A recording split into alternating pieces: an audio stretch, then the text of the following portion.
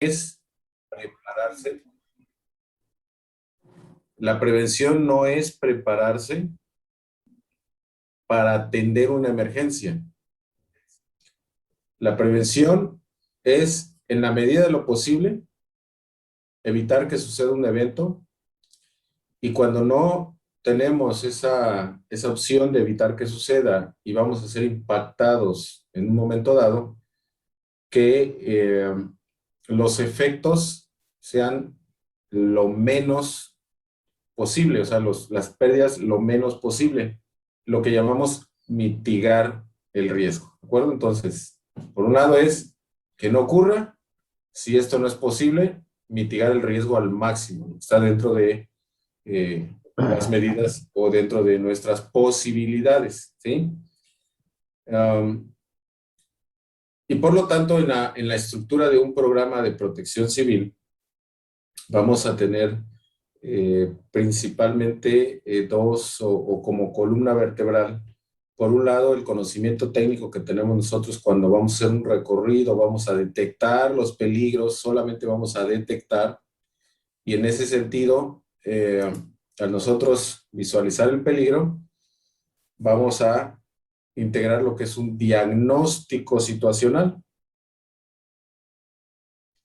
En otras palabras, de un estatus que tenemos hoy en día y cómo deberíamos de estar, pues nosotros vamos a dar recomendaciones para estar en ese nivel de cómo debería de estar en materia de seguridad, en materia de prevención, en temas de protección civil específicamente, porque es un programa interno de protección civil. No quiere decir que no podamos darle otro tipo de recomendaciones, pero va a depender mucho del alcance, de lo que estamos realizando, de cómo estamos integrando este programa. Y además de este diagnóstico, es de gran importancia el tema de análisis de riesgos, donde vamos a utilizar unas metodologías para analizar los riesgos en materia de protección civil. Mucho ojo con eso. Análisis de riesgos en materia de protección civil. Tampoco quiere decir que la organización o el giro o la actividad que se realiza en una empresa X no tenga obligaciones ambientales, no tenga obligaciones de seguridad o de salud en el trabajo, y que además hay una dependencia de gobierno que vigila que cumplan esto. No quiere decir que no esté obligado a cumplir con esos aspectos. Pero en nuestro caso, para un programa de protección civil, tenemos que abarcar precisamente el tema de protección civil. Y habíamos visto ese concepto donde nos explicaba que es un programa interno de protección civil, y hacíamos mucho énfasis en las últimas palabras, ¿no? Cuando hablamos de emergencia, siniestro, desastre. Y cómo la protección civil nos enfocaba a esas emergencias, siniestros o desastres en términos de los agentes perturbadores. ¿De acuerdo? Muy bien, entonces, con este antecedente, pues es importante que cuando nosotros hacemos un recorrido, cuando detectamos ciertas situaciones, el enfoque siempre debe de ir con esos agentes perturbadores. Parte de lo que genera un accidente, o si analizamos el qué nos ha llevado a tener accidentes, podríamos llegar a una de las conclusiones que como causa que originan esos accidentes, mucho tiene que ver la actitud o el comportamiento de algunas personas, o la percepción que se tiene del riesgo, o la forma de enfrentar o de tener ese contacto con el riesgo. Más del 85% como causa de los accidentes, de los eventos, se debe a ese comportamiento, a esa actitud. ¿Qué quiere decir esto? Que las personas, cuando tomamos decisiones, y ahora cuando yo hablo de actitud, me refiero no solamente a la persona que se está accidentando, sino a todos los niveles de la organización, todas las personas que estamos dentro de un inmueble. Y entre más responsabilidad tengo de esa organización, de esa gestión del giro, dependiendo del tipo de inmueble, más responsabilidad tengo en los resultados que tenemos en materia de prevención. Si bien quien se accidenta es la persona operativa quizás que está realizando la actividad, pero quien toma las decisiones en materia de capacitación, de administración, uh, que toma las decisiones si seguimos un procedimiento o no, si implementamos un procedimiento o no, si compramos equipo o no, etcétera. ¿Quién es el que toma esas decisiones principales? Arriba. Por lo tanto, quien da los resultados finalmente es esa persona de arriba. Uh, ¿Cómo hacemos para ir cambiando esto? Tenemos que cambiar la actitud, la forma de pensar, la forma de percibir el riesgo en cualquier organización. Ejemplo, había un edificio en una ciudad con más de 20 pisos que nunca se pensó en tener cafeteras en ese lugar y en teoría estaban prohibidas. Y el que fuesen oficinas, peor aún, de gobierno, que al final de cuentas no se le dio el giro que se le iba a dar a este edificio, el uso que se le tenía pensado, se decidió que fueran oficinas, pero como no habían adaptado espacios para cafeteras, entonces se prohibieron las cafeteras, ¿no? Pero pues, ¿en qué oficina no se toman un café? Entonces, el hecho de tratar de seguir esa regla y el tener cafeteras, a final de cuentas, en todas las oficinas, pero esconderlas para que no les dijeran nada y poner detrás de carpetas, detrás de papel, detrás de cualquier material que se pueda incendiar, poníamos las cafeteras, ¿no? Entonces se convierte en una práctica que además nadie cumple, se convierte en una práctica que nos obliga a tener ese comportamiento y que aunque se puede ver como un detalle, como una situación sencilla, esta práctica, esta actitud, a la larga se puede convertir en un incendio, ¿no? Peor aún, el primer simulacro que hicieron en este lugar, la última persona que desalojó el edificio, porque además solamente tenía una escalera, se tardó más de 40 minutos en llegar al punto de reunión. Entonces vean todo lo que trae consigo aparentemente una situación. Entonces, el cambiar la actitud tiene mucho que ver inclusive hasta cómo redactamos el hallazgo. En un hallazgo nosotros podemos culpar a una persona, podemos dejar entre líneas dicho que una persona no está cumpliendo con su trabajo, no ser objetivos también con lo que estamos redactando.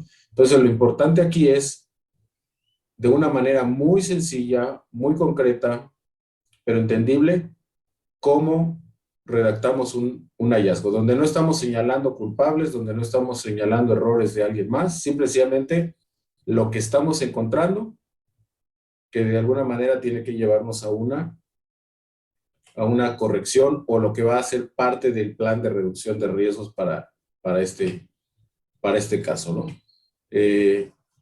La reducción de riesgos pues tiene que ver con ya sea eliminar o reducir, ¿sí?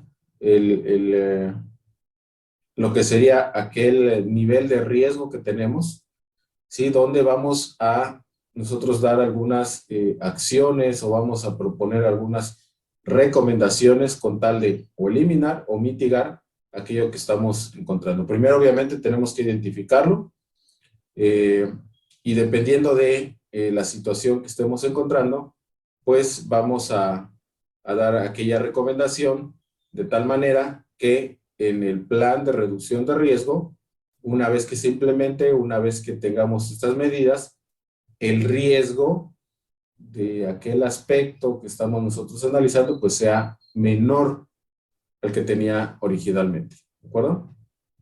Bien. Que no se nos olvide que los peligros que estamos tratando tienen que estar relacionadas con cualquiera de estos fenómenos. Mucho ojo con eso, ¿sí? de qué manera aquello que detectamos lo relacionamos a lo que se va a llamar en la nueva ley amenazas o lo que hoy se llama como fenómenos. Entonces, no es laboral, no es un tema laboral, no es un tema ambiental, aunque muchas veces estos riesgos de alguna manera se relacionan con la protección civil y entonces ahí es donde nosotros tenemos que llevar ese enfoque de la protección civil. Entonces, vamos a empezar con un primer ejercicio.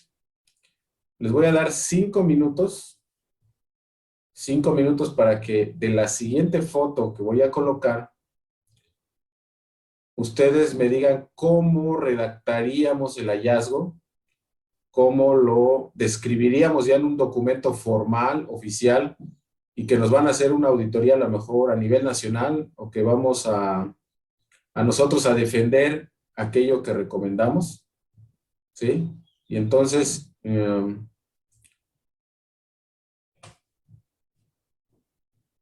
veamos esta imagen.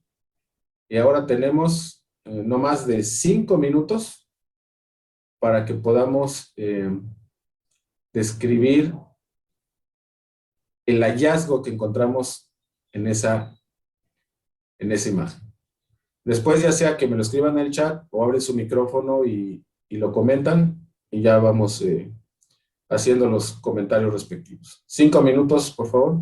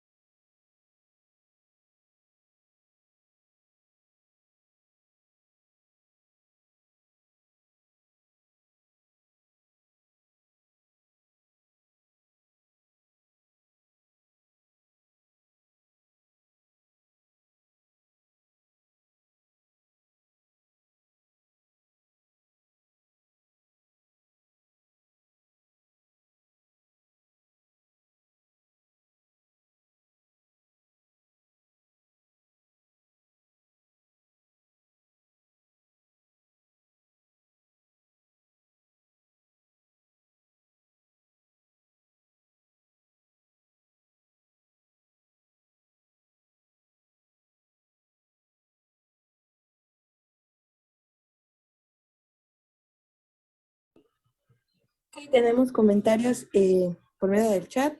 Nos comenta Daniel Moscoso, no cumple con la NOM 029 de la STPS. Benjamín Cedillo, hay cables expuestos sin identificar, sin tapas.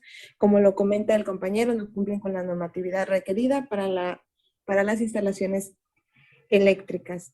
Verónica nos comenta mantenerse expuestos los cables y no tener su señalización precautoria. Daniel Moscoso, riesgo de lesiones por muerte por descarga eléctrica. EGCAT nos comenta riesgo de incendio. Martín, riesgo eléctrico, probable cortocircuito. Falta de mantenimiento de acuerdo a la NOM 029, agente perturbador químico por fuego incipiente, probabilidad de daño a trabajadores y las instalaciones. Federico Fuentes nos comenta la recomendación, colocar las instalaciones conforme a la NOM 022 STPS y 2015 y puede tener una descarga eléctrica. Hallazgo en revisión nos comenta Concepción.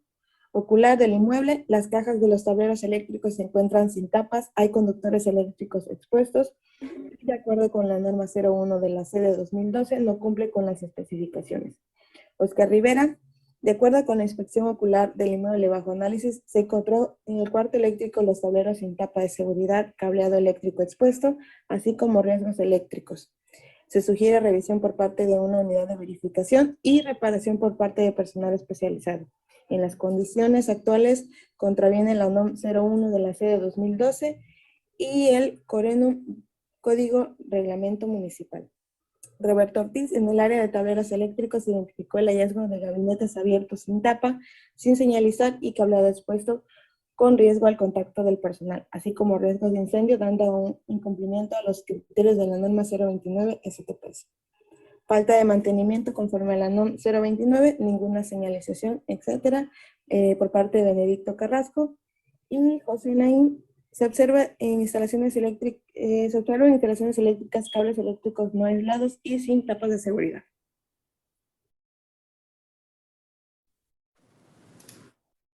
Muy bien, fueron todos los comentarios, ¿verdad?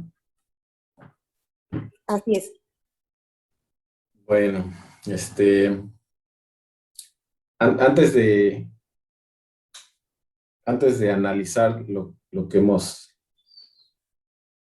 visto, bien, lo que nos dijeron, ¿no? En sus comentarios. Hay diferentes maneras o diferentes bases o justificaciones por las cuales nosotros vamos a dar una recomendación. De hecho, la normatividad, su principal enfoque es la seguridad, independientemente de la norma o del tema que se trate. Siempre va a ser un tema de seguridad.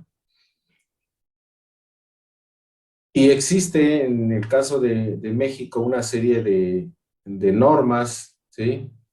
Dependiendo de la secretaría también y del tema que se trate, pues va a ser el tipo de norma, ¿sí? Finalmente hay un marco jurídico, una legislación, y sabemos que las normas oficiales mexicanas son de carácter obligatorio, que así se tiene que hacer, ¿no? Pero muchas veces hay situaciones que no necesariamente están descritas en una norma, ¿sí? Por ejemplo, no hay una norma que nos diga que no mezclemos el ácido y el hipoclorito. Aunque sí existe una norma que dice que en la empresa debemos de tener un análisis de riesgos potenciales de los productos químicos que manejamos dentro de un cierto lugar. Pero no dice que el hipoclorito pues, reacciona con el ácido. Sin embargo, a veces escuchamos cuando una persona, o sobre todo alguna gerencia, algún ejecutivo, y ustedes le dan la recomendación que no almacenen estos productos juntos para evitar una reacción, si es que se llegan a derramar o que por algún accidente se mezclen estos productos, pues que los almacenemos en espacios diferentes. Y dice, y pues, ¿dónde dice la norma que reacciona, no?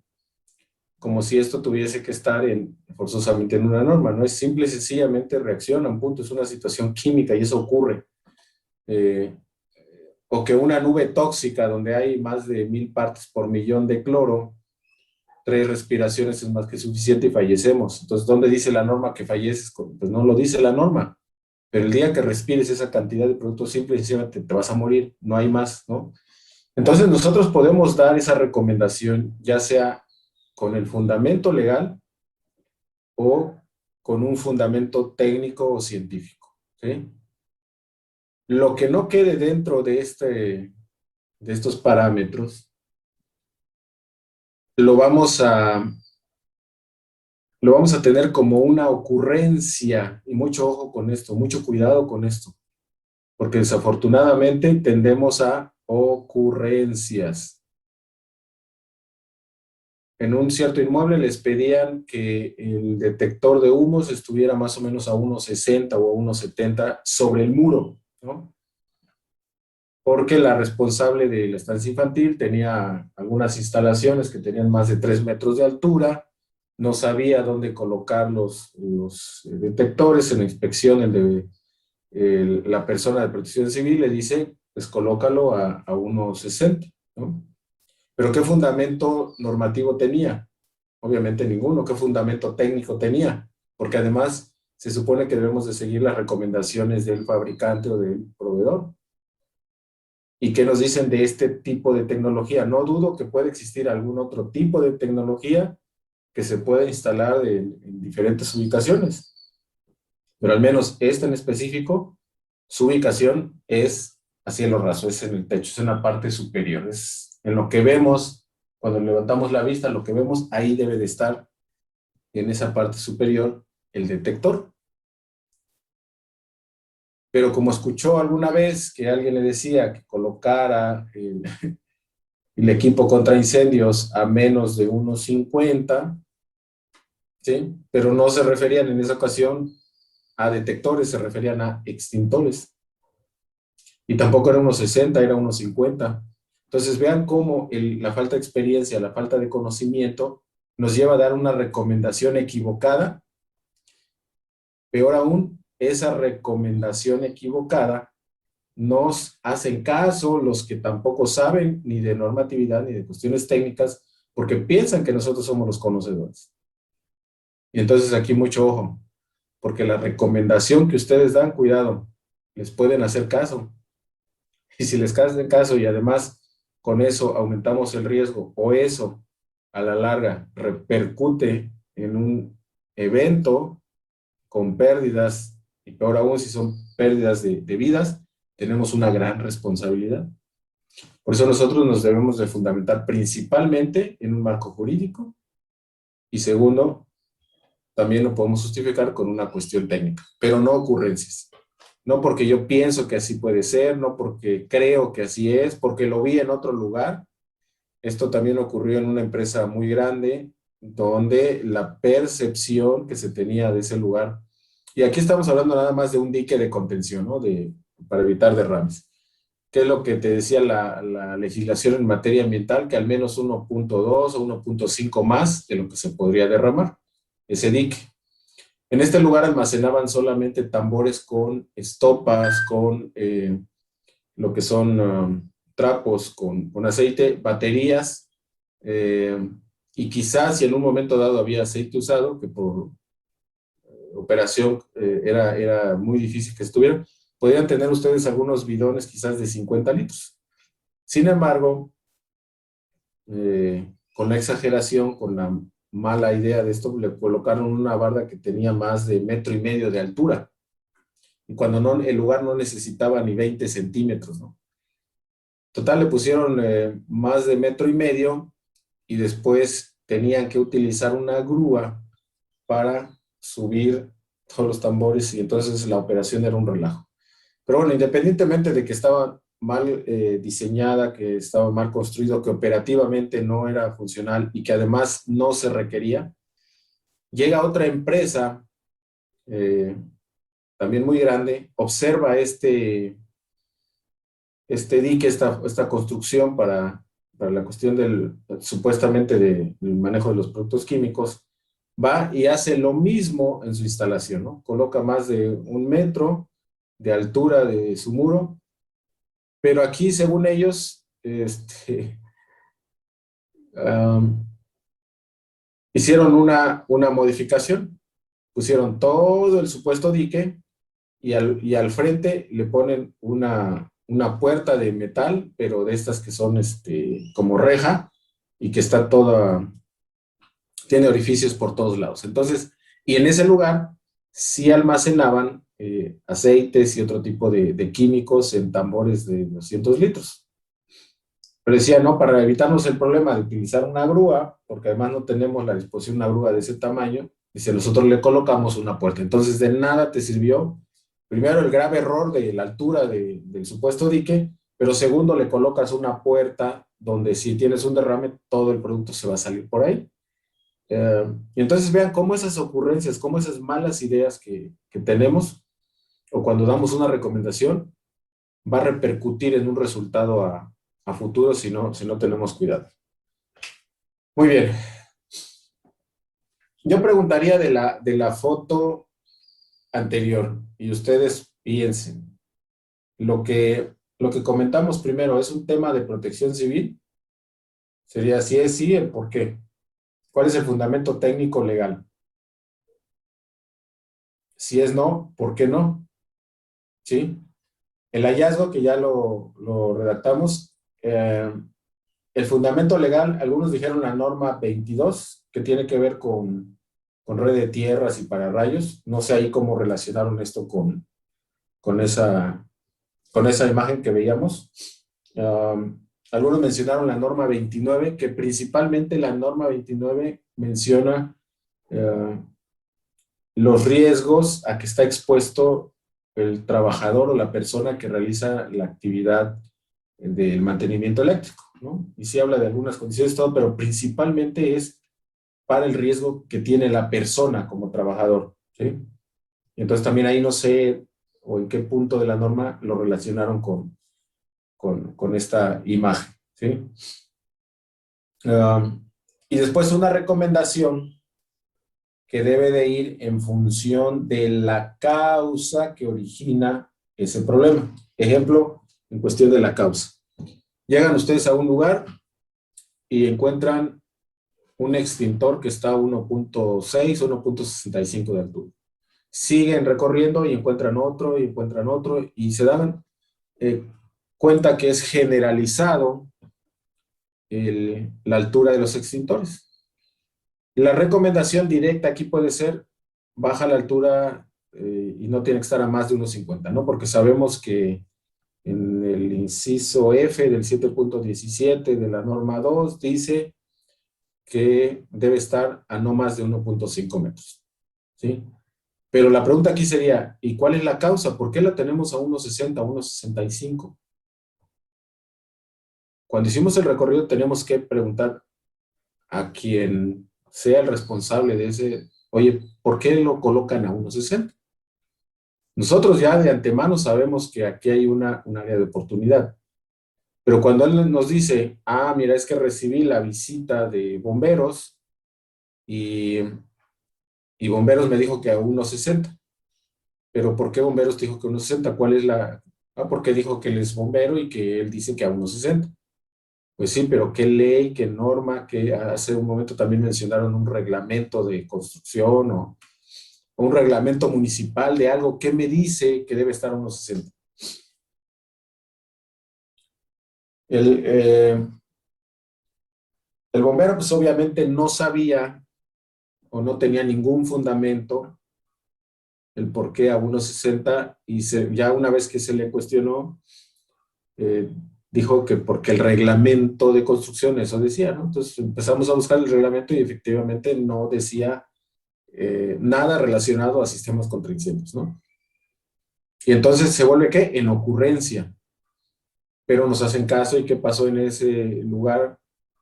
Pues que colocaron todos los extintores a esa altura. Y entonces aquí la recomendación primero tendría que ser en función de ver el por qué colocamos esa altura, inclusive hasta meter un documento donde se diga a la autoridad de que necesitamos un fundamento del por qué, debido a que en la norma oficial mexicana, tal, en el punto tal, y le justificamos exactamente el por qué, el extintor debe estar a no más de 1.50, ¿sí?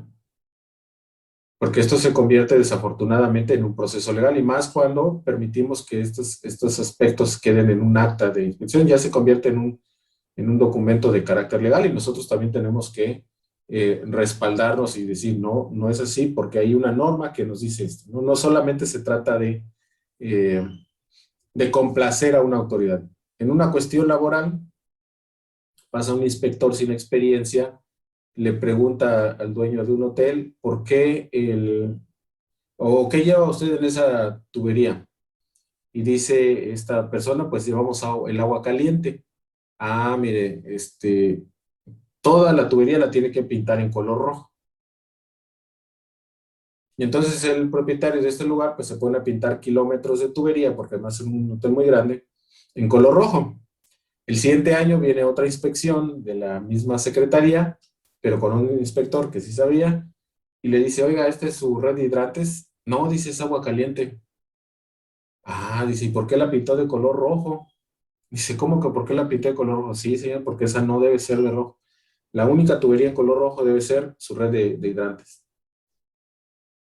Y ya se han de imaginar ustedes el problema porque la misma secretaría con otro inspector le había dicho que tenía que ir en color rojo el agua caliente, ¿no? Falta de conocimiento inclusive de la misma autoridad. Y entonces nosotros como consultores tenemos que tener bien las bases de ese fundamento legal. Bien, y les comento de esta foto. Es un lugar, o era un lugar que estaba en construcción, que todavía estaban instalando todo el equipo, no estaba en operación, no tenía energía, todavía se le iban a colocar las tapas, no habían terminado los trabajos. Um, ¿Qué quiere decir esto entonces? Que a lo mejor lo que nos falta es información, ¿sí? Y tenemos que nosotros preguntar más, a ver, y dónde, cuándo, quién, por qué, etcétera, para que tengamos muy clara la idea de aquello que estamos encontrando. ¿De acuerdo? Muy bien. Si hablamos de esta imagen, obsérvenla. Ahí tenemos en ese tubo color verde, tenemos cables eléctricos. Como sabemos, la amarilla, pues es gas LP. Inclusive, tiene ahí un cincho que está amarrando la tubería eléctrica de la tubería de gas LP, ¿no? Tenemos esta otra imagen.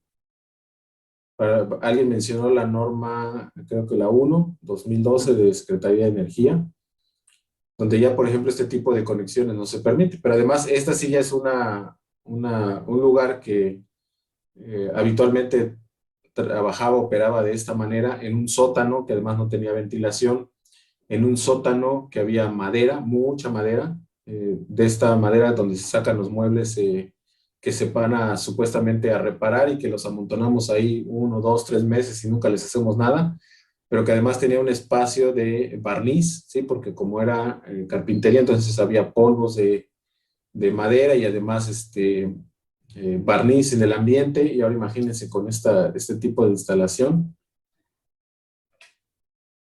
de diésel. Vean las condiciones. Aquí seguramente ustedes pueden encontrar algún punto ambiental, algún punto laboral, y la cuestión es cuál es el enfoque que le damos en materia de protección civil. ¿De acuerdo? Muy bien. Entonces, para poder nosotros ir entendiendo la situación de de lo que queremos primero redactar como hallazgo, pues tenemos un área de oportunidad de observar, ¿no? Aquí seguramente ustedes pueden observar orden de limpieza, si la señalización cumple o no cumple con la normatividad, eh, la obstrucción del extintor. Bien. Y aquí diríamos, bueno, ¿qué es lo que quieres marcar? Si tienes 3, 4, 5 hallazgos en una sola imagen, bueno, vas a tener que redactar 4 o 5 hallazgos. Uno relacionado con a lo mejor la señalización, otro con el orden de limpieza, otro con la obstrucción del extintor, otro no sé qué hacen esos extintores del lado derecho, ¿no? Uh, Obviamente, nosotros estuvimos en el lugar, preguntamos, entrevistamos a las personas que están ahí, a lo mejor revisamos inclusive si el extintor está vigente o tenemos que recargarlo. Entonces, cualquier tipo de hallazgo, nosotros vamos a poner, y cuántas situaciones de las que estás o de las que quieres redactar estás encontrando. Un extintor, 2 extintores, 3 extintores. Un señalamiento, 2 señalamientos, 3 señalamientos. Un área con falta de orden de limpieza. ¿En dónde está ubicado exactamente? ¿Cuál es el lugar, el espacio físico donde encontramos aquella situación? Y obviamente una recomendación, pero que elimine la causa de lo que estamos encontrando. Ejemplo, y vamos a hablar del extintor. ¿Qué decimos del extintor? Una puede ser la altura, otro puede ser el señalamiento, otro puede ser que no está recargado, pero en este caso hablamos del extintor y decimos que está obstruido.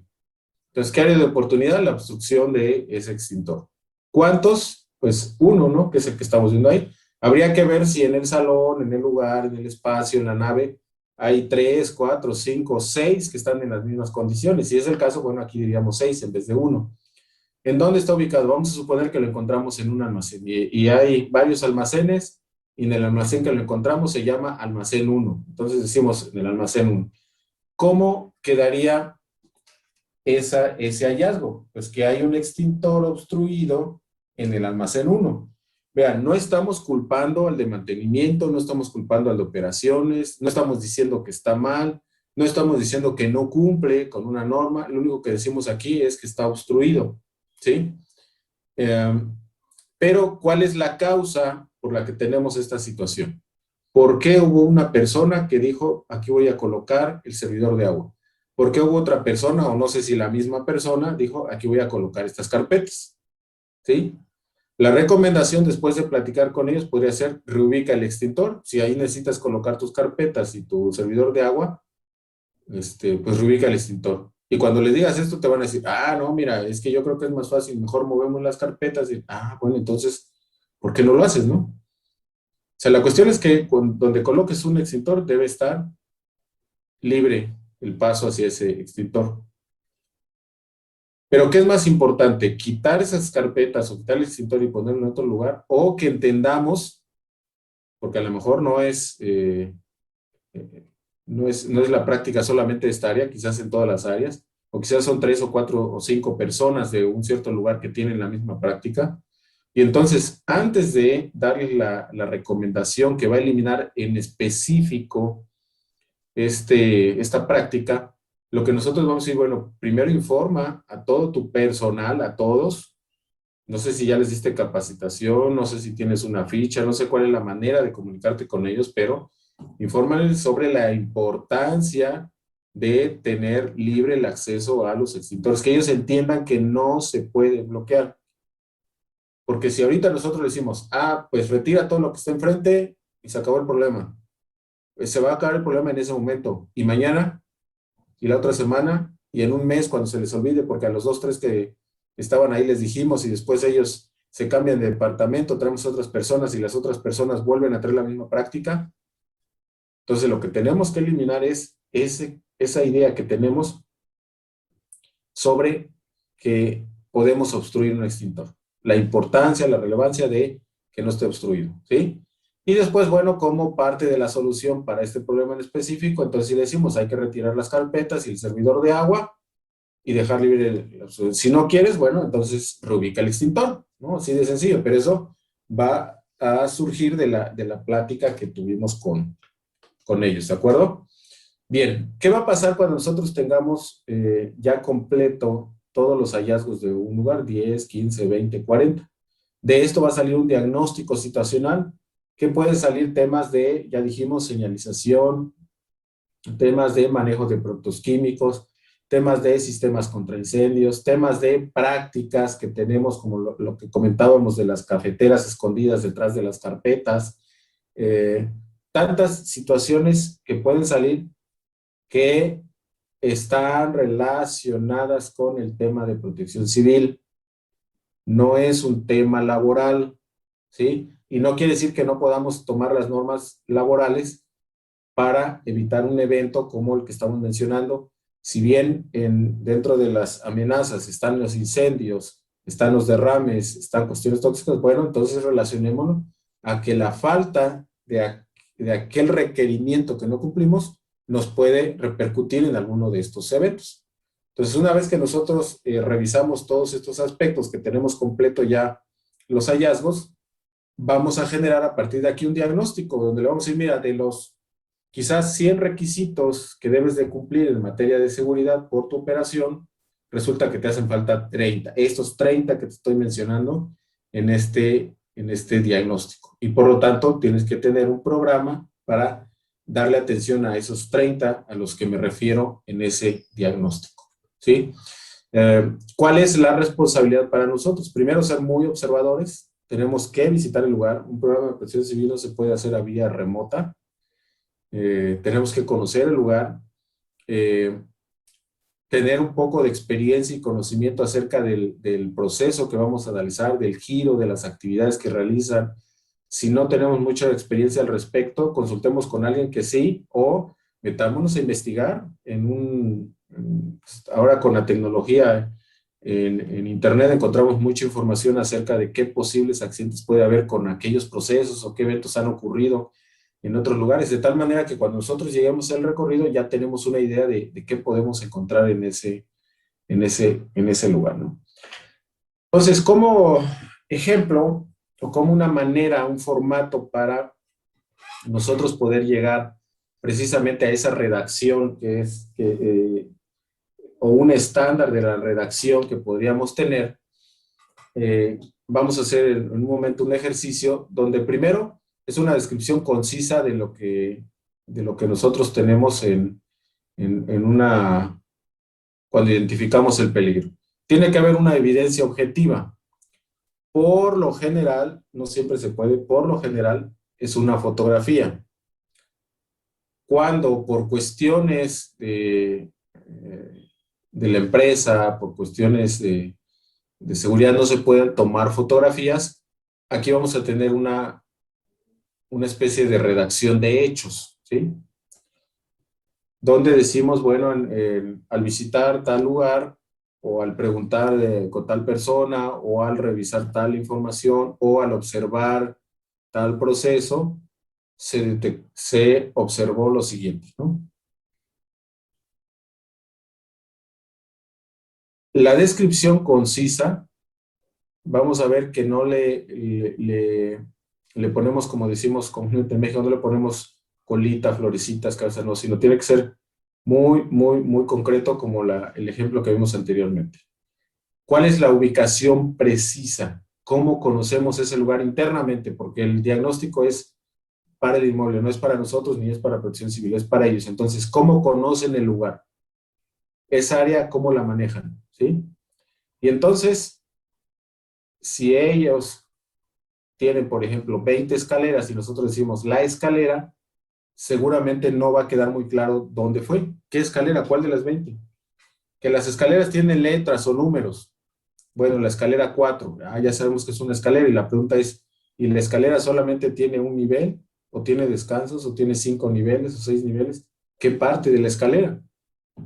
De tal manera que cuando nosotros leamos esa redacción, pues nos diga el lugar específico donde se encontró la situación y nos diga qué queremos que observemos de esa fotografía, ¿sí?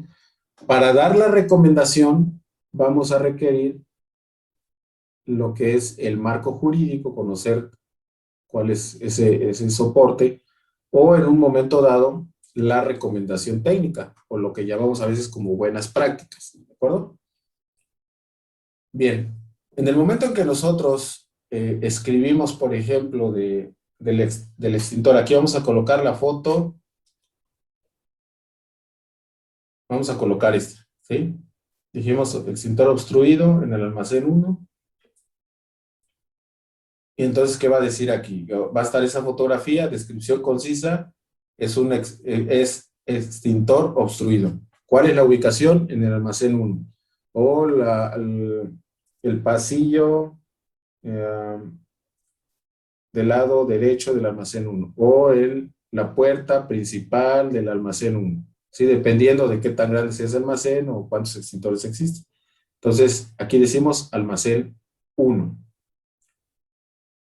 ¿Cuántos encontramos? Un extintor. Entonces, estos tres elementos me van a servir para la redacción. ¿Qué es lo que vamos a decir aquí?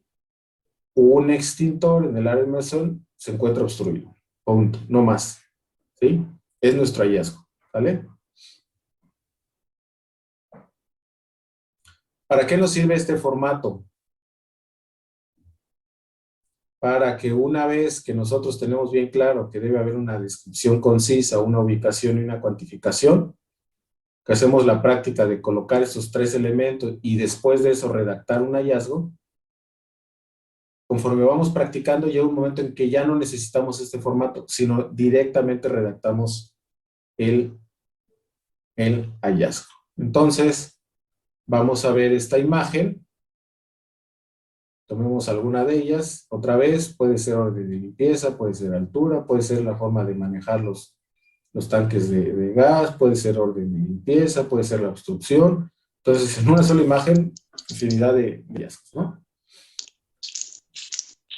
¿Qué decimos o qué tenemos? Primero, una fotografía, en este caso si se puede. Segundo, hay un extintor obstruido. Ubicación, bodega de gas LP y salida del almacén principal. Y hay uno por área, en otras palabras son dos extintores. ¿Cómo redactamos con estos tres elementos nuestro hallazgo? De estos tres, de los textos de estos tres elementos, vamos a redactar nuestro hallazgo y dice dos extintores obstruidos. Uno, vean la ubicación, en el interior de la bodega de gas LP, vamos a suponer que así se le llama en ese lugar, y el segundo en la salida del almacén principal. Nuevamente, no decimos si está bien o si está mal, no decimos las consecuencias que puede haber por esto, porque muchas veces le ponemos, porque se podría caer el tanque de gas y explotar y matar mucha gente, y le adornamos demasiado, ¿no? No, aquí nada más es dos extintores obstruidos y dónde estamos encontrando, ¿vale? Hasta ahí sería el hallazgo, porque a partir de ese hallazgo entonces nosotros ya tenemos que dar una recomendación. ¿De qué? Pues de un marco jurídico. Para este caso en específico, hay un requerimiento que en el inciso B del 7.2 de la norma 2 nos habla de que debe haber el libre paso o que deben de estar libre los accesos a este equipo contra incendios. ¿Qué vamos a recomendar? Que se retire todo aquello que bloquea el libre acceso del extintor, mantener en todo momento de esta manera el acceso al extintor libre. ¿Qué nos faltaría en esta recomendación? De acuerdo a lo que les dije en la anterior.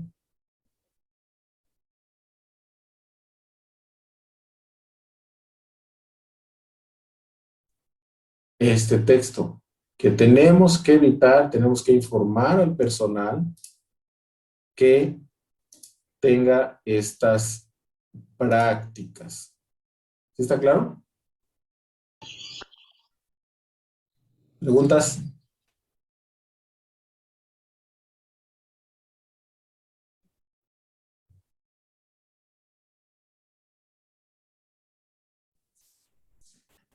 No, ninguna, todo muy bien. Gracias. Muy bien, entonces vamos a realizar un ejercicio también. Y les voy a dar, en esta ocasión, 10 minutos porque van a tener que consultar alguna norma. ¿Sí? No sé aquí cómo nos podemos dividir. La mitad del grupo nos podría hablar del manejo de los tanques, si creemos que está bien, si está mal, si observamos algo, y otra parte del grupo, hablarnos de orden y limpieza, ¿sí? De la imagen número 2. Hay datos que vamos a tener que suponer, por ejemplo, el nombre del lugar o el área del lugar, para que sea específico. Esto pueden inventarlo, pero quédense con esa imagen. Y entonces, ahorita nos va a ayudar Indira para que la mitad del grupo nos diga de quiénes van a trabajar con la imagen número 1, que es el tanque de gas o los tanques de gas. No va a ser el extintor, el hallazgo. Ahorita va a ser un solo hallazgo relacionado con los tanques de gas. Y la otra mitad del grupo, un solo hallazgo relacionado con el orden y limpieza en este lugar. Nuevamente, recuerden, no es en materia laboral, no es en materia ambiental. El enfoque que le podemos dar con respecto a esos agentes perturbadores. ¿Qué es lo que vamos a hacer como ejercicio? En un formatito como este, van a describir ustedes de manera muy concisa qué es qué es lo que estamos observando en esa imagen, aquello que van a querer ustedes destacar. La ubicación, que en este caso la vamos a inventar, y la cuantificación, ¿sí? Pero además, busquemos alguna norma o algún fundamento legal, el por qué nosotros destacamos esa situación que estamos observando. ¿Quedó claro? ¿Cómo les va a quedar su formatito? De esta manera. Aquí van a tener un fundamento legal, aquí van a tener el hallazgo con estos 3 puntos, y después van a dar una recomendación, pero que elimine, mucho ojo, una recomendación que elimine el origen de aquello que están ustedes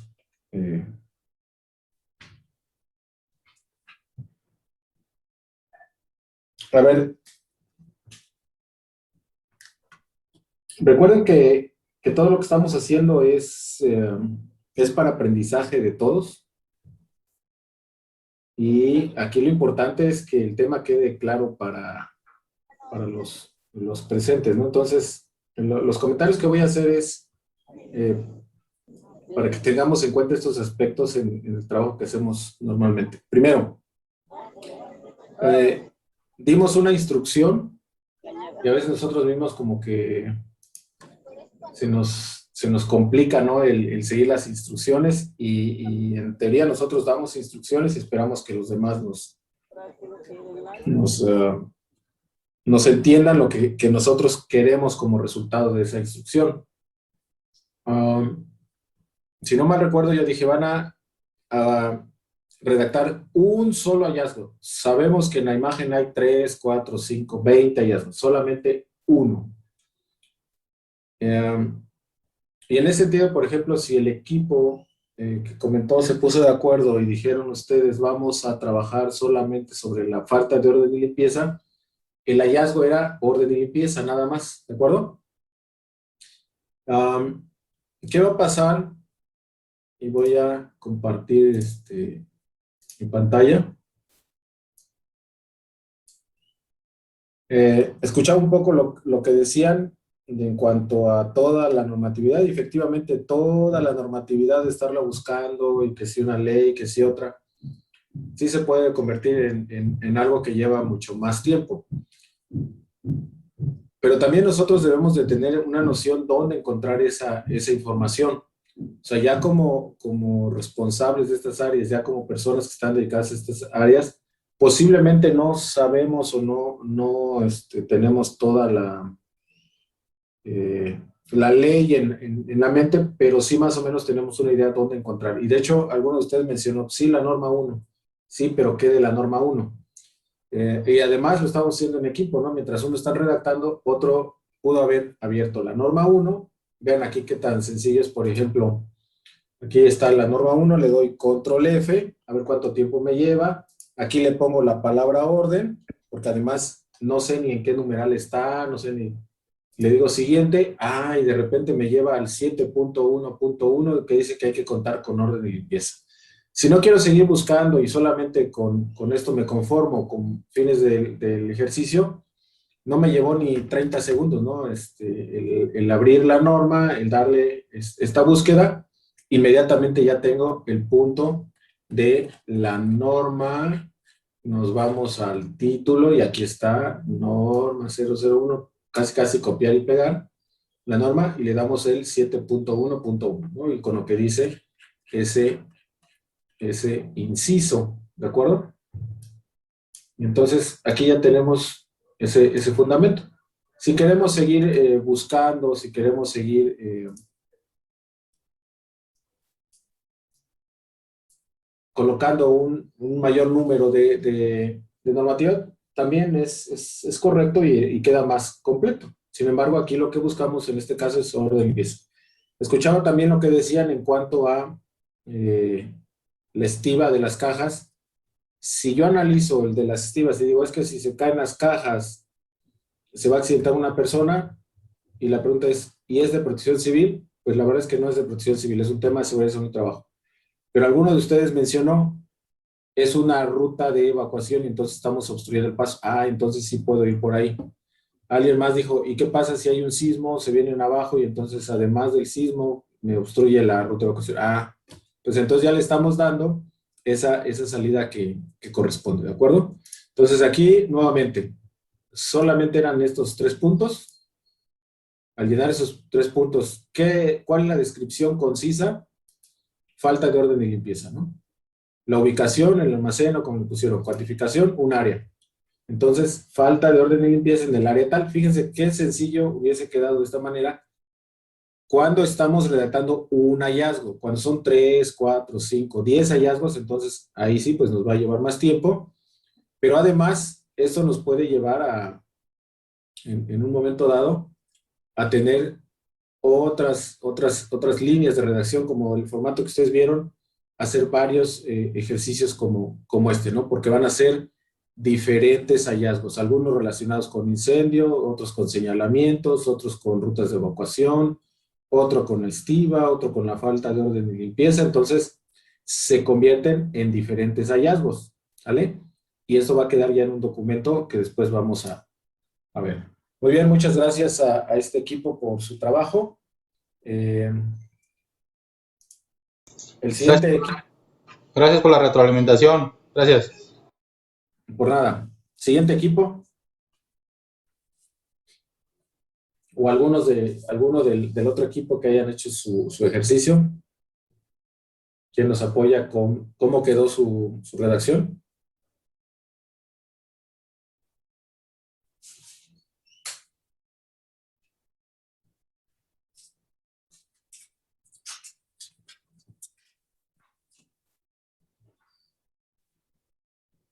Se vale decir la verdad, se vale decir que no hicieron nada, y así continuamos y ya no perdemos el tiempo.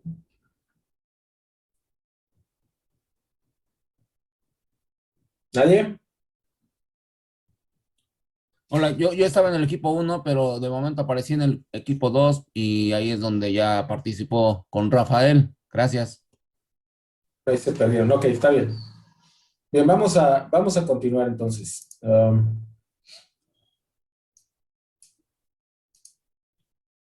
Sobre todo el tema de hoy, aquí lo importante para nosotros es que quede clara cómo va esa redacción de hallazgos, ¿sí? Entonces, Tengo una duda, maestro. adelante. Por ejemplo, de esta misma foto que acabamos de analizar, del orden y la limpieza, tenemos que hacer diferentes hallazgos, aunque sea nada más una sola foto. Vamos a repetir la foto. De hecho, ahorita que veamos el formato, una misma foto nos puede dar varios hallazgos, ¿no? En alguna clase que estaba dando en una maestría, uno de los alumnos me llevó una foto de un espacio y dice, es que la verdad no encontré un hallazgo. Puede ser a lo mejor cómo almacenan las pinturas o cómo que está desordenado, dice, pero así no me quedó muy claro, ¿no? Obviamente porque estos alumnos no eran especialistas en seguridad, en prevención o como los que están en este grupo. Y entonces, con mayor razón, nos queda todavía mucho más complicado el poder redactar un hallazgo. Pero me muestra la fotografía y yo creo que ni 20 segundos, y le digo, mira, ahí lo que estoy observando es falta de orden y limpieza, falta de identificación de los productos químicos, no hay un espacio físico para almacenar el producto químico, y le empecé a mencionar como 5 o 6 hallazgos inmediatamente solo con ver la fotografía, ¿no? Eh, ¿qué es lo que pasa? Que una imagen nos puede dar varios hallazgos relacionados con la señalización, con el orden de limpieza, con sistemas contra incendios, con algún tipo de práctica que se tenga en ese lugar que puede repercutir en un evento. Y entonces esa misma imagen nos va a servir para varios hallazgos, ¿sí? ¿De qué va a depender cómo lo redactamos? Que afortunadamente en este sentido no tenemos una ley que nos diga exactamente cómo hacerlo, una norma que nos diga cómo debe ser el formato. Nos dice qué debe contener, pero no nos dice qué estructura. Cada uno de nosotros desarrollará su propio formato. En la información que les mandamos es una información genérica que nosotros hemos utilizado durante muchos años, pero no quiere decir que la tienen que utilizar de esta manera. Ustedes podrán desarrollar su propio formato, más sencillo, más complejo, pero que tenga los elementos de los que estamos comentando, ¿no? Que finalmente, fíjense, la redacción del hallazgo es este. Entonces, vamos a imaginarnos que aquí ustedes quieren trabajar donde colocan una imagen y redactan los diferentes hallazgos. Entonces, ¿qué pasa arriba? Tenemos una fotografía y entonces, en donde tenemos esta sección en amarillo, vamos a colocar hallazgos, porque van a ser varios. Número 1, la obstrucción. Número 2, falta de orden y limpieza. Número 3, el señalamiento. Número 4, y entonces empezamos a redactar que en esa imagen lo que estamos viendo son tales situaciones. Obviamente, cuando hablemos del requerimiento no cumplido, por el número 1, tal norma. El número 2, tal norma. El número 3, tal norma. El número 4, y entonces redactamos en ese mismo espacio, ¿no? Las recomendaciones, la número 1, la número 2, la número 3, ¿sí?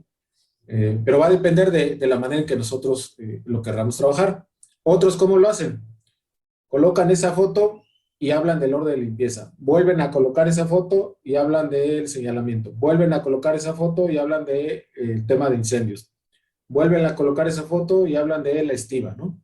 Entonces, depende mucho de cómo nosotros queremos hacer este trabajo. ¿Preguntas? Maestro. Sí. Bueno, Adelante. yo solo quiero hacer un comentario en relación a las normas oficiales mexicanas. ¿Sí me escucha? Sí, adelante. Sí, mire, pues la verdad es que para dar cumplimiento a una norma,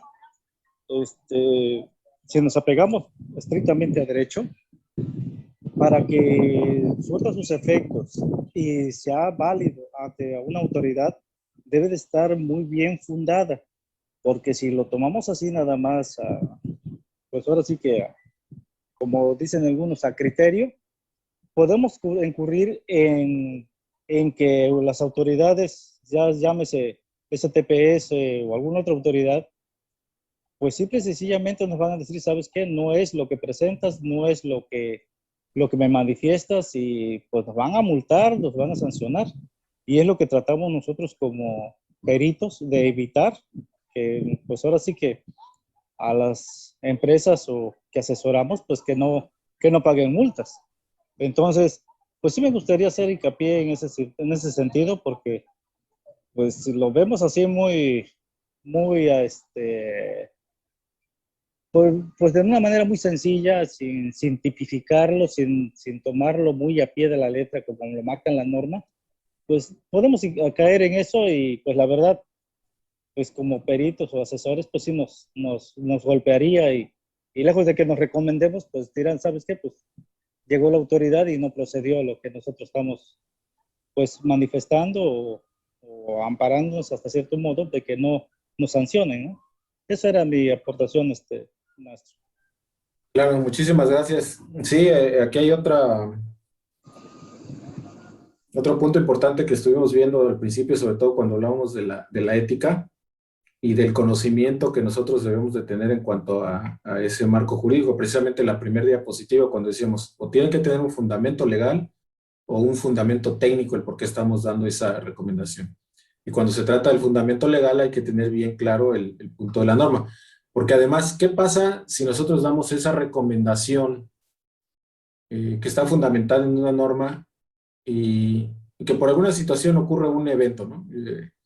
Donde nosotros podemos inmediatamente respaldar el por qué dimos esa recomendación, porque hay una norma que lo dice, o sea, no es porque yo lo inventé o porque yo creo, porque se me ocurrió. Sí, ya cuando entramos a estos aspectos legales, pues es importante que estemos protegidos, ¿no? De que nosotros estamos dando recomendaciones fundamentadas en el marco jurídico en materia de protección civil o de prevención, ¿sale? Bueno. Para ir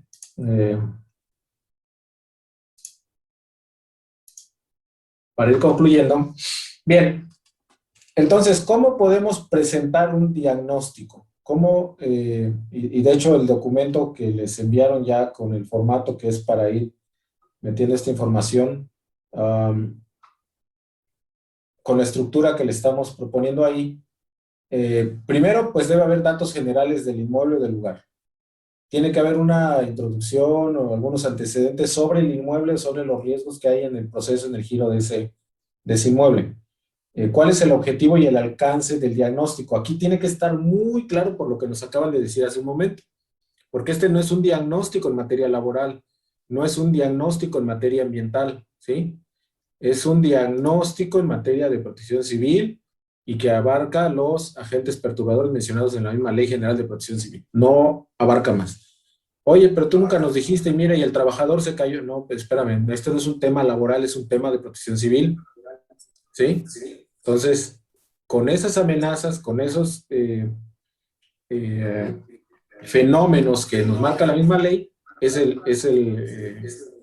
el alcance que le estamos dando. Vamos a mencionar un marco jurídico. Ese marco jurídico, pues es el listar las normas. Aquí sí hacemos un listado de las normas que aplican para el proceso, para la operación de ese inmueble. Solamente la norma, no tienen que colocar toda la norma y todos los puntos de la norma, solamente el título de la norma, pero el título completo, ¿sí? Inclusive el año, o sea, que sea una norma vigente. En alguna ocasión encontramos una de la norma 2, versión 2002, no sé si recuerdo mal la fecha, y lo que decíamos ahí, oye, pero es que la norma vigente es la 2010. Y dice, no, yo tomé un curso, dice, a nivel federal, y ahí me mencionaron que era con la 2002. Por lo tanto, yo siempre voy a trabajar con la 2002. Entonces, tenemos que trabajar con la norma vigente, ¿sí? Puede ser que cuando tomemos un curso, cuando vimos un taller, cuando vimos algún documento, había otra norma vigente. Tenemos que estarnos actualizando constantemente acerca de ese marco jurídico, porque si no también vamos a dar recomendaciones que ya no corresponden a ese marco jurídico.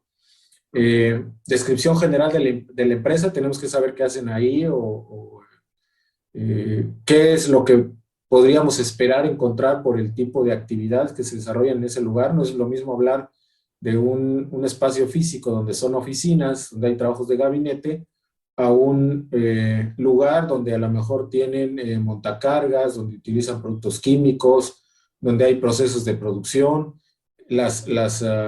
Los riesgos y los alcances que tiene nuestro diagnóstico es diferente, ¿no?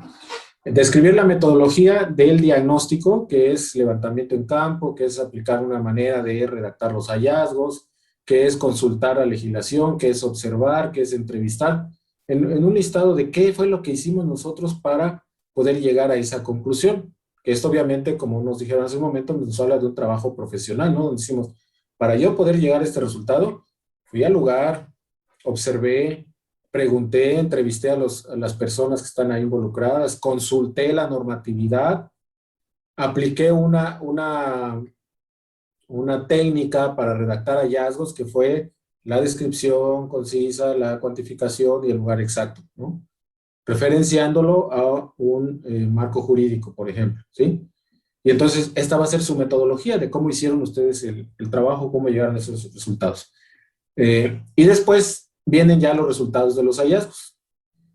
Pero una vez que nosotros tenemos estos hallazgos y que hay recomendaciones, ¿qué va a pasar con ese listado, con esas hallazgos finales, los 5, los 10, los 20, los 50 hallazgos?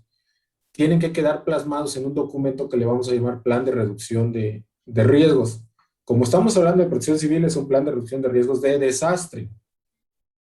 Nuevamente, no es un tema laboral, no es un tema ambiental. O sea, todos los enfoques van por la cuestión de las amenazas o de los agentes perturbadores. Y ya pondremos conclusiones y algunos anexos de lo que nosotros consideremos que es importante tener en cuenta para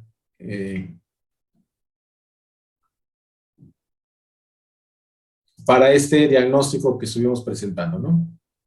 Muy bien. Esto lo vamos a ver, yo creo, cuando toquemos el tema de metodologías de análisis de riesgos, pero el plan de reducción de riesgos, si hacemos un comentario ya final, tienen ustedes ahí los formatos, pero básicamente para que nos llevemos esta idea, ¿no? Que finalmente cuando tengamos los análisis de riesgos más los hallazgos, estos van a tener precisamente ese plan de reducción de riesgos que también por ahí le estamos enviando un formato. ¿Cuál es la intención o qué es lo que se nos pide de este plan de reducción de riesgo? Primero, que tengamos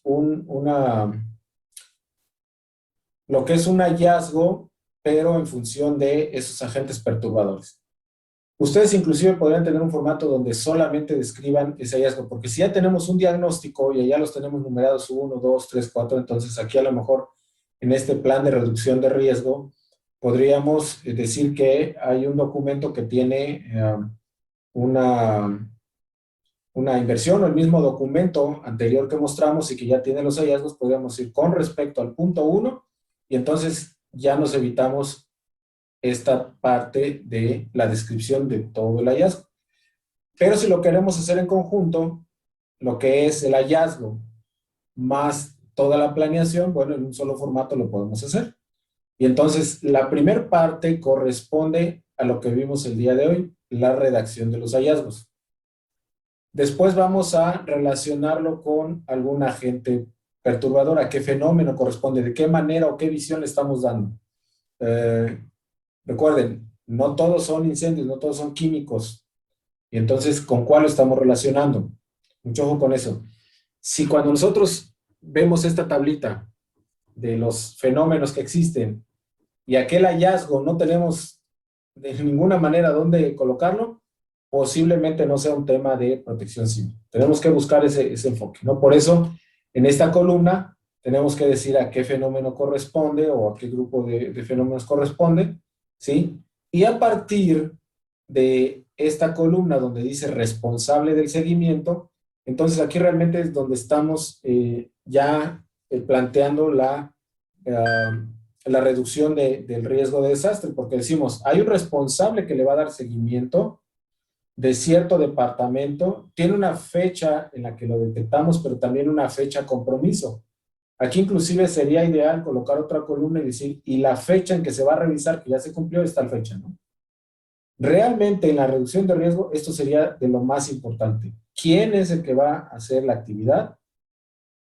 Y la fecha en la que él se está comprometiendo, ¿sí? ¿Qué recursos necesita? No sé si es dinero, no sé si es personal, no sé si es tiempo, no sé. Pero todos los recursos que él requiera para darle solución a ese hallazgo, y si tiene alguna observación relacionada con este hallazgo, bueno, la colocamos aquí. Vean aquí el estatus es para darle seguimiento, es decir, en tal fecha, por ejemplo, no sé, a los 5 días, a los 10 días revisamos y solamente lleva el 50% cuando él en teoría dijo que iba a ir el 100%. No quiere decir que esté mal, algo pudo haber sucedido, bueno, en esa observación colocamos al revisar debido a, y por lo tanto el estatus es el 50%, ¿no? ¿Qué va a pasar cuando tengamos este formato, lo que nos preguntaban hace un momento con lo de la foto? De esta misma fotografía, que yo tengo varios hallazgos, inclusive aquí la podría dividir en líneas y en todas es una sola fotografía. Pongo una fotografía y redacto 5, 10 o 20 hallazgos, ¿no? Lo que esté encontrando. Todos los hallazgos que voy a encontrar de un solo inmueble, vamos a colocarlos en ese listado y tendrán que aparecer todos los hallazgos con esas fechas compromisos con un responsable de darle solución. Nuevamente, no se pierdan de esa línea en cuanto a los...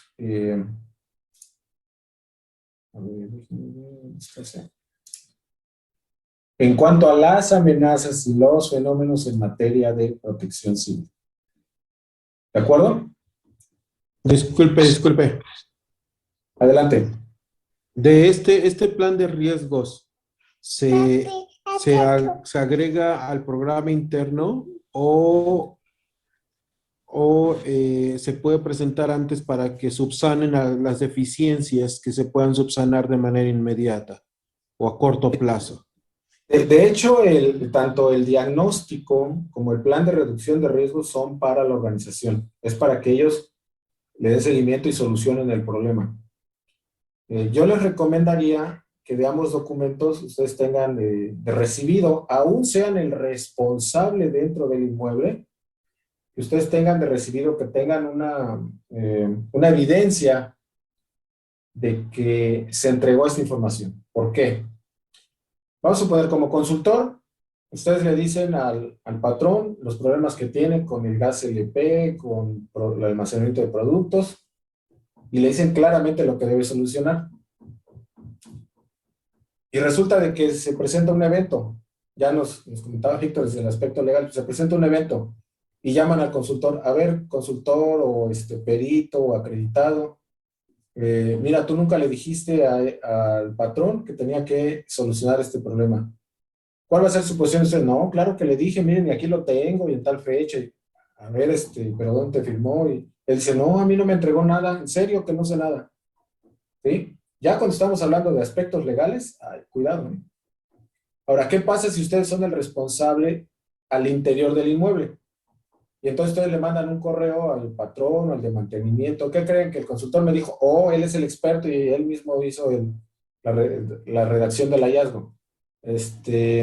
A ver, mantenimiento, a ver, señor patrón o gerente, mire, resulta que encontré esta situación, no cumplimos con tal norma, de esto se podría derivar una explosión y entonces sí es importante el que me autorice un presupuesto para que se le dé mantenimiento, para que se corrija algo, ¿no? Y él te contesta, no tenemos presupuesto para eso, espérate hasta el próximo año. Y sucede un evento. Tenemos al de seguridad, el de seguridad nunca hizo nada, ¿no? El responsable de protección civil nunca hizo nada, nunca nos dijo, en serio, nunca nos dijo. Hay que tener evidencia, hay que tener una firma, ¿sí? Porque aquí estamos hablando, recuerden, estamos hablando de vidas, ¿vale? Ojalá y nunca pase, ojalá y nunca lleguemos a ese nivel, pero metódicamente, ustedes estos documentos, preséntenlos y tengan evidencia de que presentaron ese documento a quien corresponda. Sí, que hay alguien más que se enteró, que hay alguien más que tiene que darle seguimiento, que hay alguien más de otro nivel que toma ciertas decisiones, pero que ustedes cumplieron con la suya, ¿sí? Entonces, estos documentos son para el propietario. ¿Qué va a pasar con esa información que nosotros estamos obteniendo de ese diagnóstico, de ese recorrido? Una, nos va a servir para los análisis de riesgos, la información de levantamiento que ya tenemos.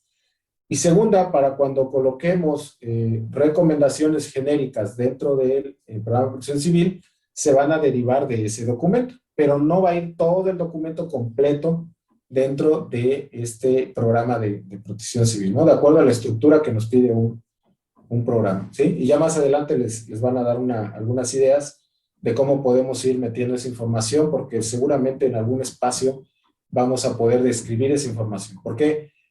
todo el programa tiene que estar desarrollado, tiene que estar diseñado, implementado de acuerdo a lo que estamos encontrando en el inmueble. Por eso les decía que tanto el diagnóstico como la columna vertebral del documento es diagnóstico y análisis de riesgos. ¿De acuerdo?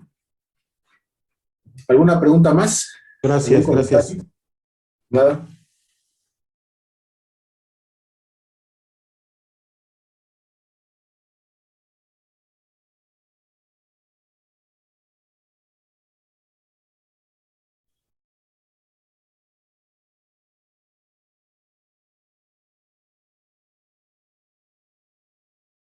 ¿Preguntas, comentarios?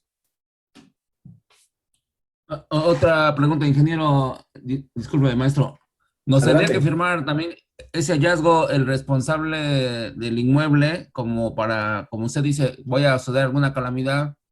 Y él diga, pues no estoy informado, no me notificaron, no sabía yo, nadie me orientó, o de momento se lave las manos, ingeniero, gracias. Sí, es lo más recomendable, que ustedes al entregar ese documento que tengan ya sea una redacción en una hoja donde diga se entrega el diagnóstico situacional en tal fecha, del recorrido que se hizo en tal fecha, se entrega en tal fecha, y se hacen recomendaciones en la página tal, ¿no? Y entonces, inclusive hacen dos, le dices, mira, te va a quedar una a ti y me va a quedar una a mí con fines administrativos. Pero ustedes ya están demostrando que se entregó ese documento, ¿de acuerdo?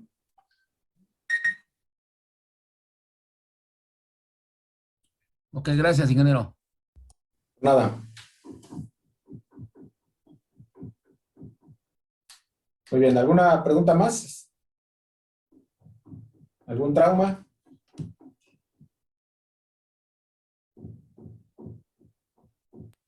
¿Cómo ustedes, ya como con todos los años que tienen, cómo presentan al cliente este diagnóstico y el análisis y toda la redacción? Porque, bueno, el problema es que si muchas veces no aceptan tal cual el programa interno, a veces presentar más todavía es más tedioso para ellos como propietarios de una empresa.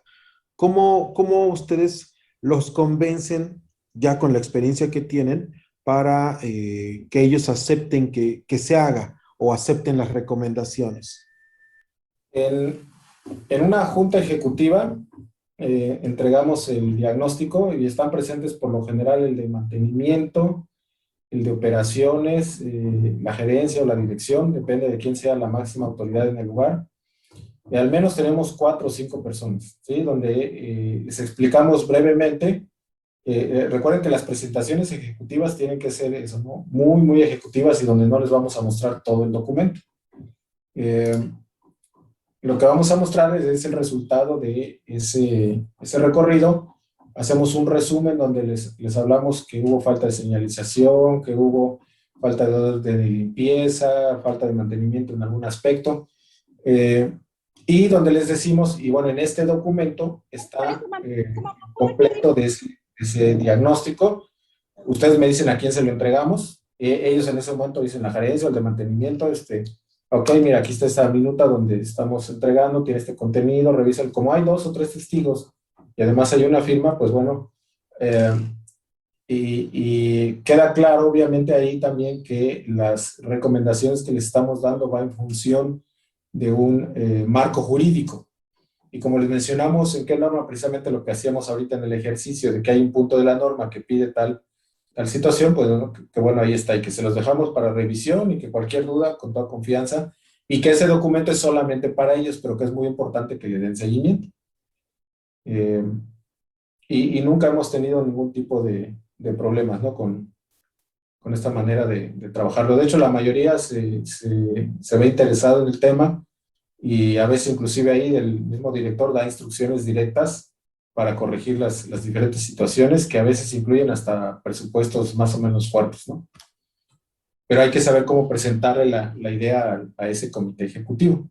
Cuando le damos muchas vueltas, cuando no sabemos cómo presentarle de una manera ejecutiva, ahí es donde nos empiezan a perder el interés, la atención, la relevancia que tiene el tema, y por eso hay que ver cómo les traducimos aquello que nosotros conocemos, que es para evitar pérdidas humanas principalmente, cómo se lo traducimos a su lenguaje, donde él se puede meter en un problema bastante fuerte, sobre todo al representante legal o a la máxima autoridad de la organización, que no piensen que es un tema para cumplir con un requisito y cumplir con un trámite que hacen anualmente, ¿no? Si en algún momento hacemos esas recomendaciones y me dice esto es previo a lo mejor al programa interno y para la elaboración del programa interno no han subsanado las deficiencias, ¿se realiza el programa interno o cómo ver que al no subsanar las deficiencias en tiempo y forma o con el compromiso, cómo queda el programa interno? ¿Ahí se agrega o no, o sencillamente pues no se acepta o no se hace? Se realiza el programa interno y dentro del programa debemos de tener una sección donde damos recomendaciones, ¿sí? Esas recomendaciones de correcciones, esas recomendaciones sobre todo, las que sean relevantes o como bien nos comentas, aquellas que no hayan subsanado, hay que dejarlas por escrito, ¿no? No puede quedar así como que al aire, porque finalmente nosotros tenemos un documento que estamos firmando al principio, en algunos lugares le llaman corresponsabilidad, en otros le llaman carta de veracidad, y hay diferentes maneras de amarrarnos a ese programa, pero ahí lo que decimos, soy responsable. Entonces, dentro de mi responsabilidad sí te hago el programa, pero dentro de este programa, en tal sección, en tal espacio, te estoy dando ciertas recomendaciones. Ya veremos también esa manera de anotarlo en el programa, ya cuando entremos de lleno a la estructuración de nuestro programa. Okay, muchas gracias. Disculpe, ingeniero, ahí también nos va a decir usted en qué momento pierde validez, digamos que no, como dice GCAT, que no hayan cumplido los colaboradores o el responsable. Por favor, maestro, gracias. Sí, por supuesto, inclusive la redacción de este mismo documento que les digo al principio, colocar alguna nota o alguna cláusula más, depende de cómo esté redactado, donde debería decir que si se hacen modificaciones o algún aspecto importante, y sobre todo esto consúltenlo con el abogado de su confianza, tendrán que informar no solamente a la autoridad, sino a ustedes, y para que se puedan hacer las modificaciones correspondientes al programa, ¿no?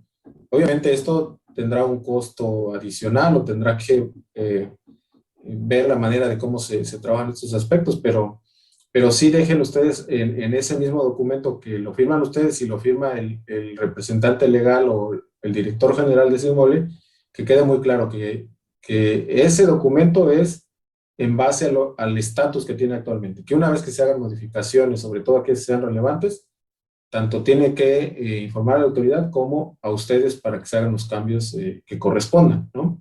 Y entonces sí, también por escrito, ¿sale?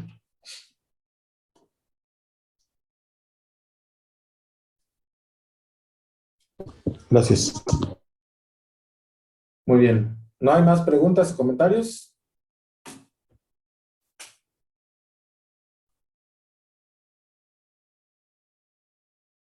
Bien. Si no hay preguntas o comentarios, hasta aquí veríamos el día de hoy. Revisen los formatos que les enviamos para que más o menos se den una idea de todo esto que acabamos de comentar el día de hoy. Y ahí a ver si se puede mandar. Maestro, Sí, adelante. tengo una duda que a lo mejor no va relacionada ahorita con lo que estamos tocando, pero no sé si usted me puede apoyar.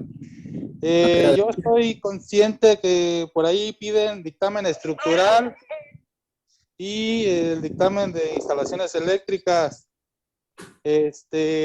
¿Aplica para todas las empresas o todas las instalaciones o solamente para las más viejas o ahí cómo aplica?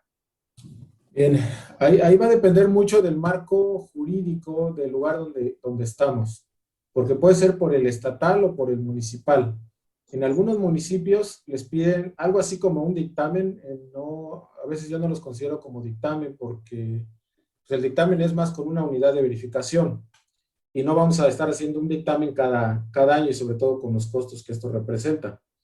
pero al menos una revisión. Y obviamente estas personas, especialistas ya sea eléctricos o estructurales o de gas LP, deben de tener también un registro. Y en algunos lugares nos los piden cada año, ¿sí? En algunos lugares hacen mucho énfasis al dictamen eléctrico y se los piden cada año. En otros lugares al estructural, y aunque solamente tengan 4 columnas, se los piden cada año, ¿no? Pero son criterios que se manejan localmente por quien está en funciones en protección civil local, y entonces tendríamos que apegarnos a lo que dice ese marco jurídico.